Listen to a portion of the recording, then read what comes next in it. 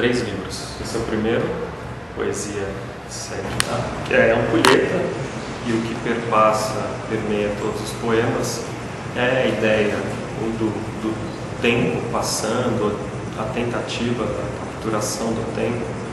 E para mim, ampulheta representa bem isso.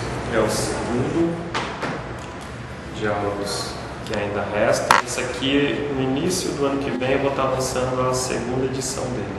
Todos têm como tema a comunicação, e aí o telefone, que representa essa ideia. Como tem um título, né, Diálogos que Ainda Restam, o telefone, ao mesmo tempo que é o símbolo da comunicação, mas você pode não atender e a comunicação também pode não existir por meio dele. Então ele vai para esses dois. E aí, desde então, meu irmão já é um grande parceiro na ajuda. O meu terceiro livro, que é Rastros, já é um projeto todo dele. Todo dele, ele executa, eu planejo. E aí eu vendo o trabalho dele com outros livros, eu percebo que se eu deixasse ele com mais liberdade, talvez ele faria até muito melhor do que... Mas ele consegue executar exatamente o que eu penso, como eu imagino. E para mim isso é ótimo. Eu acho essa capa muito bonita, mas eu acho que se eu desse maior liberdade para ele, seria muito mais bonita. Mas o que eu imaginava é isso aqui. E não só o trabalho das capas, mas a diagramação interna, é uma parceria. Eu acabei vendo a ideia do lampião, que é aquele que ilumina, mas diferente de uma lanterna que ilumina para frente, o lampião ilumina ao redor. Então, ao mesmo tempo, ele passa a luz tanto para frente como para trás. Então, Rastros para o Testamento mostra essa ideia de que rastros o que ficou e testamento que vai ser deixado para frente. E o lampião fazendo essa iluminação nas duas. E aí o meu editor falava: Fabiano, vamos lançar mais um, não demora muito tempo, vamos lançar.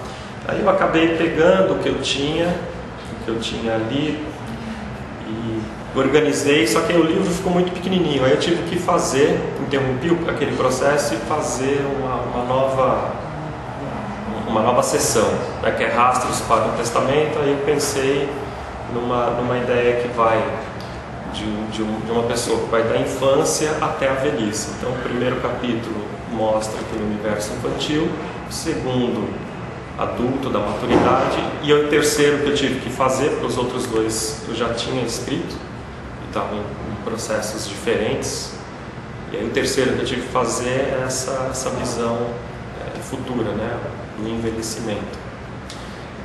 Mas o que, na verdade, é que eu cansei do que eu estava escrevendo, cansei da linguagem que eu tinha empregado nos livros, então cansei do que eu achava do meu projeto poético. E aí eu comecei a pesquisar sobre outras coisas, tentar escrever de uma outra forma, e aí eu fiquei num bloqueio que durou meses. Aí eu falei, pronto, né? Aí esse negócio de ser poeta era um grande engodo, né? Eu nunca fui poeta, eu escrevi o que eu tinha lá, e agora não tem mais nada, até que aí eu comecei a pensar, estudar novas possibilidades para a poesia, até para que me desse um novo estímulo. E aí eu estava lendo o livro do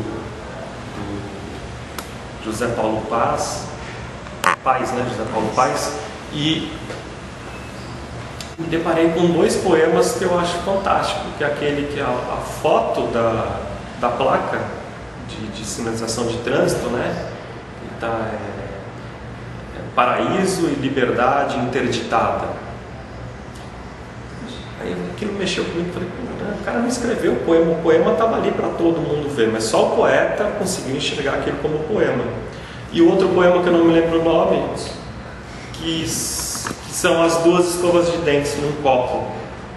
Aí eu falei, como é que uma imagem pode dizer tanto, né? Assim, aí eu comecei a pensar, aí eu chamei meu irmão, que já era meu parceiro, eu falei, olha, vamos fazer umas fotos, e aí eu tento unir o que eu tenho já escrito, alguma coisa aqui, e aí eu então escrevo para as fotos, vamos tentar, eu quero escrever uma coisa que fosse isso, exatamente assim, que não tivesse diferença entre o texto escrito e a ilustração. Eu queria unir, como esses dois poemas do José Paulo Paes, para mim é isso, né? A união perfeita, a simbiose perfeita do texto escrito e da ilustração, da fotografia. E aí começamos a pensar o projeto juntos. E aí eu acabei fazendo os poemas, escrevendo, e aí a gente começou a pensar o que ficaria bom, que tipo de ilustração, que tipo de foto, de imagem. E aí neste eu dei liberdade total para o meu irmão, assim, vai fundo. Até a ideia, ele acabou saindo um pouco da ideia original, ele acabou até utilizando outras, na minha cabeça seria só de imagens, mas quando eu vi o que ele já tinha feito, eu falei, tá ótimo, é isso mesmo. E por exemplo, esse poema, ele acabou ilustrando, mas sem imagem, né? Mas eu achei tão bonito que, né, toca o barco, faz o que você tem em mente e está ficando ótimo. E aí ele estava terminando a faculdade, aí este livro entrou como projeto de TCC dele, que aí acabou ficando só o primeiro capítulo como projeto dele, né? E os outros capítulos a gente terminou. E aí o que vai sair também no ano que vem é esse aqui é um projeto que é e-mails aos ruídos urbanos. O gramofone simboliza esse ruído das grandes cidades. E neste livro há uma mudança significativa que eu fiz, não sei se vai dar para mostrar aqui, uma união entre o texto poético e fotos, imagens, ilustrações. E aí é tudo por conta do meu irmão.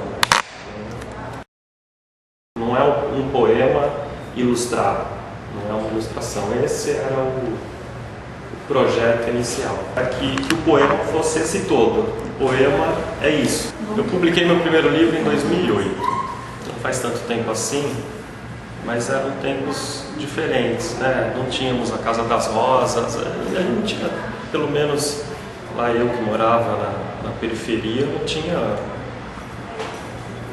tinha ideia que existia outras pessoas gostando de poesia. Na minha cabeça, poesia era coisa de aqueles autores consagrados e mortos, né? Todos mortos. Então, era meio difícil assim. Era meio difícil trocar informação com alguém. Então eu escrevi muitos poemas, tinha uns 300. E aí quando comecei a frequentar alguns saraus, inclusive eu ajudei a dar início a um sarau que hoje em dia é muito conhecido lá na Zona Norte, que era feito no Centro de Convivência Cora Coralina. E aí o primeiro sarau tinha 4 poetas, só os 4. A gente leu toda a nossa obra para os 4 ali em 2 horas. E aí depois a gente começou a luta ali, foi a luta na literatura para o sarau crescer. E aí a gente conseguiu o tombamento do prédio. Aí depois a gente conseguiu transformar aquele centro de convivência em uma casa de cultura. Então hoje é a Casa de Cultura Tremembé. E o sarau, o nome do sarau é Sarau Litero-Musical Cora Coralina, em homenagem ao nome antigo da casa. E lá eu conhecia outros poetas, outras pessoas, e aí eu tinha com quem conversar, com quem trocar ideias, informações, recebendo as primeiras críticas. E aí, daí em diante, aí o mundo literário cresceu para mim. Aí eu comecei a frequentar outros saraus, conhecer outras pessoas, e até que eu conheci um grupo de poetas pela internet, pelo finado Orkut. E aí eu passei os poemas que eu tinha, e aí esse grupo eram os 4, e todos eles disseram que valeria a pena investir no meu primeiro livro. Aí eu fui atrás de uma editora, fui por conta própria e fiz o meu primeiro livro. A poesia, assim, linguagem simples, linguagem do caipira, sempre foi, para mim, muito comum.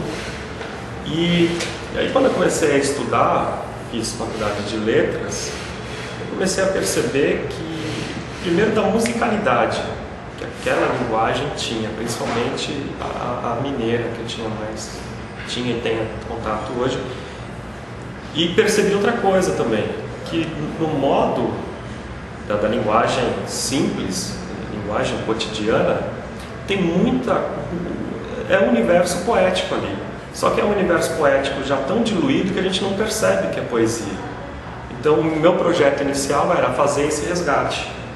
Né? A gente fala cotidianamente, a gente usa inúmeras metáforas que a gente não entende como metáfora.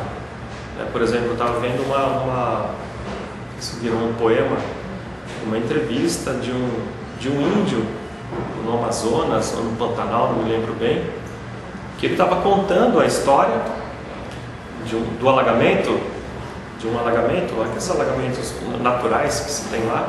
E aí ele disse assim, ó, daqui para cima éramos gente, daqui para baixo éramos água. Isso é poesia pura, que está dentro da linguagem cotidiana dele. Ele não estava fazendo poesia, ele estava falando, ele estava contando uma história. E aí eu falei, é isso. Então o meu projeto inicial era tentar resgatar essa linguagem poética do cotidiano, linguagem simples, que já é poética, retornar ela para a poesia novamente.